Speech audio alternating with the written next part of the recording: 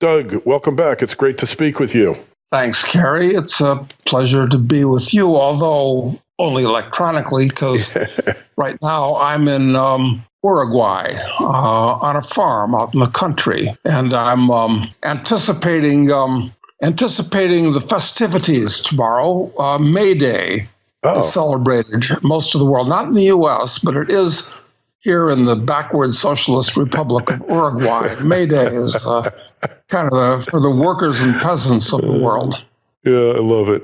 It's a holiday. Actually, you know what May 1st is in the U.S., in the States? No, tell me. It's Law Day, and it's the day that the American Bar Association has, chosen to celebrate the fact that we are a nation of laws and not men, or at least we once were. I think you could probably take issue, although now that Trump's come back, all of a sudden we're a nation of laws again. How did that happen?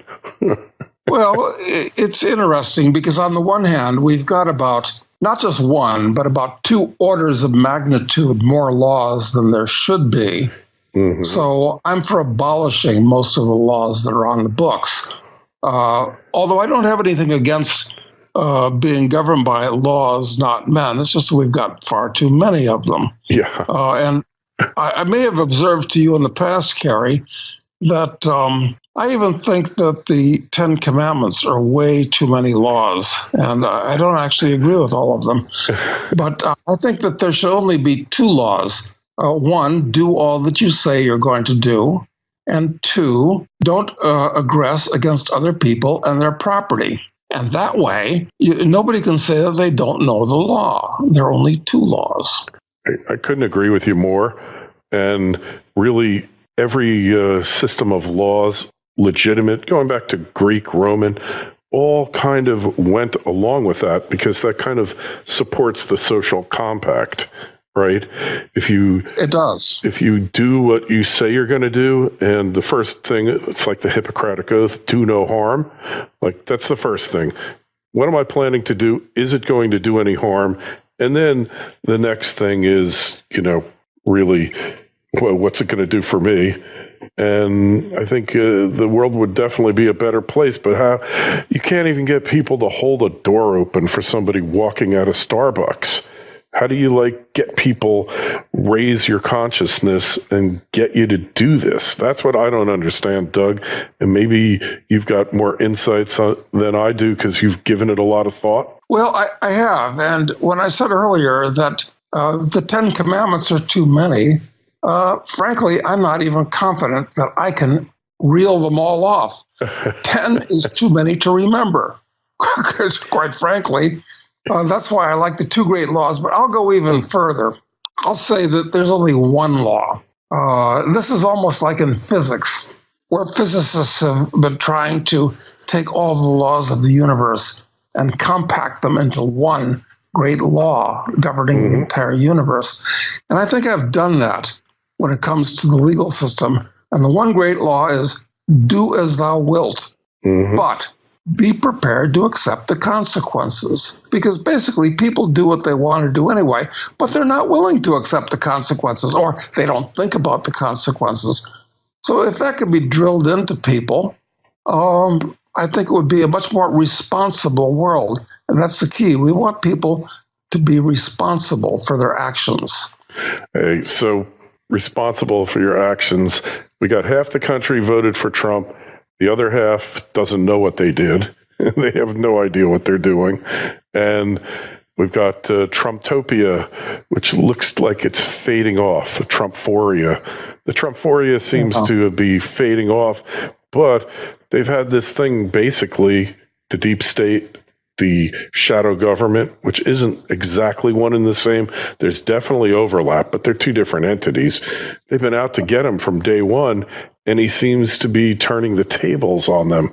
What's your take on what's going on in the formerly free states of America?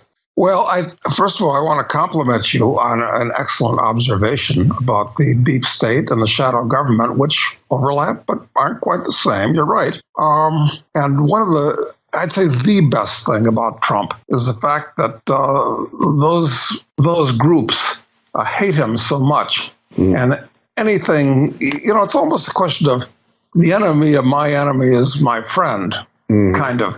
And I'm not crazy about a lot of the things that Trump has done and is doing, but the fact that he's kind of dragging these people out from under a rug inadvertently, if nothing else, is a good thing. Right. And listen, it's wonderful that whether by accident or by intention, I'm not sure how it worked, that it looks like good things are happening in Korea. Yeah, how did that happen? I still don't understand it. I confess to not really getting. There's all these conspiracy theories like, the CIA has been propping up the Kim Jong-un government and helping them develop nukes, etc. And yet, none of this seems to make much sense to me here, Doug. I mean, I know they're evil, but are they that evil? No, they're not that evil. And as a matter of fact, look, anybody the thing is the enemy, whoever that may be, is always painted as evil. But, the fact is that Hitler and Stalin and Mao and Pol Pot and name all these people, Saddam Hussein, who's one of the latest devils, and now Assad in Syria. None of these people thought or think they're evil. They all think, everybody thinks he's the good guy doing the right thing, maybe using harsh measures, maybe having to be extreme, but it's necessary for the greater good. Everybody thinks they're a good guy, frankly. There aren't any people that around with white cats that are, saying I'm evil and I love it. There are very few of them. Yeah. So that the fact is, sure, it's a criminal regime in North Korea, but most of the regimes in the world are criminal. They're just prosperous criminal regimes. The difference with North Korea is that it's a non-prosperous criminal regime, like Maduro's regime in Venezuela. Yeah. Sure, he's a criminal, but it's not prosperous. But there's, Macron's regime in France. He's a criminal too, but it's prosperous there. So it's just a question of how they tweak things. So it's okay as long as people are making money and they're prospering, then they'll put up with the criminality. But when things go down the tubes, then all of a sudden, oh my goodness, we got to stop this. They're criminals. How can we put up with this? This is terrible, right? That's exactly right. What really scares me in today's world is the fact that, war. It's quite possible that serious war could break out in a number of places in the world. And it would be really unpleasant and inconvenient. That's what scares me more than a collapse of the economy, actually. Yeah. Which is inevitable and imminent, both, I feel. Yeah, so that could happen any moment, really? You think war in any number of places it could happen? I do, and I'll tell you why. Because China is definitely a rising power. I was in China. I mean, I lived in Hong Kong for years in the 80s. And I visited China back when people were all wearing Mao suits. And it was a very primitive place. Yes. I visited China when you flew into the Beijing airport, and it was the size of the airport in Aspen. And when you drove into Beijing from the airport, there were still ox carts on the side of the road with farmers plowing in the paddies. And it was a 2-lane road. So the degree to which China's changed in the last 40 years is literally unbelievable, okay? Now, the point I'm making is this. It's that China is going to continue growing at that rate for a number of reasons. It's rising, and the U.S. is falling. And what I'm afraid of is that the only thing that the U.S. government has that really works is the military. True. And they may try to use it while it's still the best in the world. So I'm afraid of that. And what are U.S. carriers doing floating around in the South China Sea? That's like if the Chinese Navy was floating around in the Gulf of Mexico or off of Santa Catalina. Mm-hmm. It's asking for trouble. Certainly is. Certainly has the potential to really stir things up there. So, so war is possible, but we're in this kind of malaise, economic malaise for the past 10 years.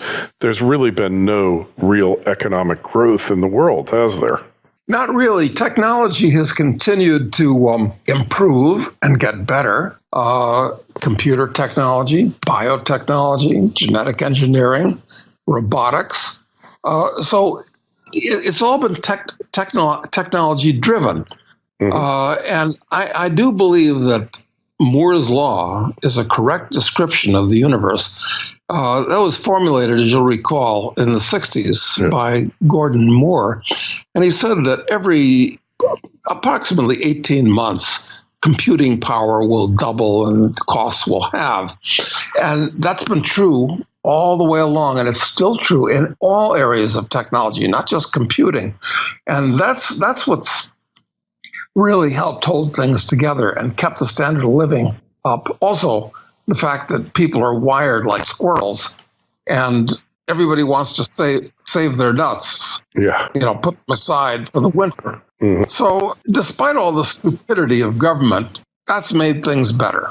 Mm-hmm. But that said, there are all these financial distortions that have been cranked into the economy that nearly came unglued back in 2007, 2008. And they will again very soon. Yeah, well, don't you find it amazing? It's been 10 years. We almost had a really near-death financial, economic experience. I mean, we were 3 days away in the States here from the trucks not running because the trucking companies couldn't get, or the supermarkets couldn't get letters of credit from their banks. So the Federal Reserve had to step in and backstop the letters of credit. And then the buyers wouldn't accept the letter of credit because they thought the banks were no good and weren't going to pay it.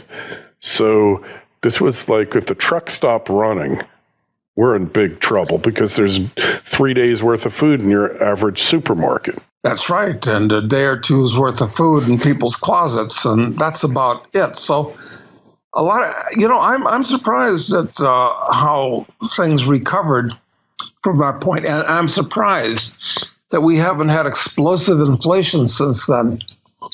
But, I think it's going to happen.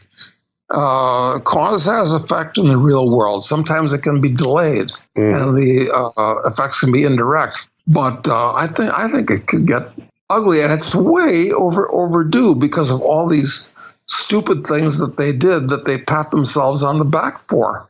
I mean, in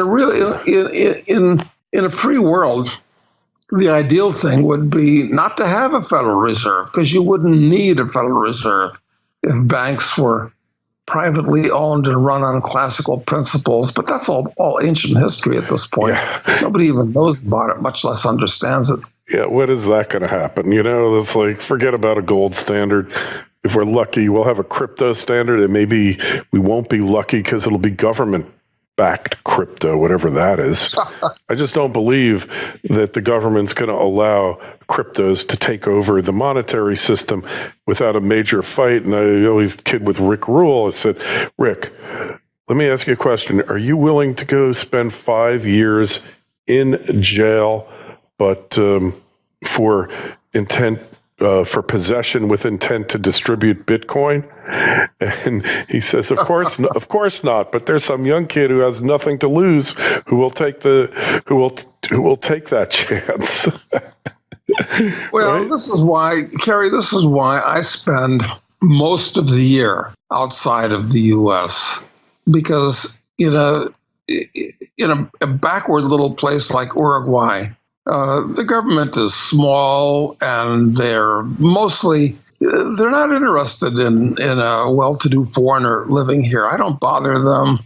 I bring something to the local economy. They don't care about me. And when I go across the Plate River to Argentina, it's about the only country in the world, believe it or not, this is only recently true in the last 2 years, it's actually moving in the right direction. In other words, where, they've fired 80,000 government employees, which in Argentina, with only 40 million people, can make a difference. And they're rolling back laws and all this type of thing. So things are favorable there. But, in the U.S., even with Trump, things are still going in the wrong direction. In Canada, under Trudeau, they're going in a radically wrong direction. It's a nightmare. And in most of the places in the world.